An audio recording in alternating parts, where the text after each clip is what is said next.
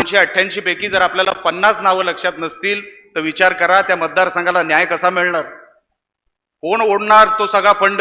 आपलं नशीब चांगलं, आपल्याला रवींद्र चव्हाण साहेब मिळाले, इकडे राणे साहेब मिळाले, नाहीतर 2.5 वर्षामध्ये जे आपण काम करू शकलो तेही करू शकलो नसतो. म्हणून विशेष आभार मी मनापासून या दोघांचे मानतो. खास करून रवींद्र चव्हाण साहेबांनी एक मला भावासारखं सांभाळलं.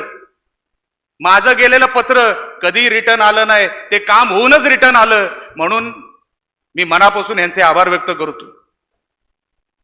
साहेबांनी 2.5 वर्षामध्ये जवळपास कुडाळ मालवण या मतदारसंघासाठी 650 करोड रुपये दिले, जिल्ह्याला 3,500 कोटीच्या वर दिले. हे कधी पैसे आपल्याला दिसले असते? कधी पैसे आपल्याला मिळणार होते? डीपीडीसीच्या माध्यमातून इकडे आमदार नाही, वरती काही पॉलिसी ठरल्या आहेत, पण इथे निलेश आहे ना, तर त्याला तो पैसा मिळाला पाहिजे हे सांगणारे रवींद्र चव्हाण साहेब. निलेश राणेला खाली पैसा पाठवला पाहिजे. आणि साहेब, तुम्ही पाठवलेला पैसा इमानाने तो शेवटच्या घटकापर्यंत पोहोचला. तुम्ही पाठवलेला पैसा त्याच्यामध्ये भेसळ झाली नाही, त्याच्यामध्ये भ्रष्टाचार झाला नाही, गावागावात तो पैसा पोहोचला. आणि म्हणून आज हे चित्र तुमच्या समोर उभं आहे. ग्रामपंचायती आपण घेतल्या साहेब, खरेदी विक्री संघ आपण घेतले, जी क्रेडिट सोसायटी आपण घेतल्या.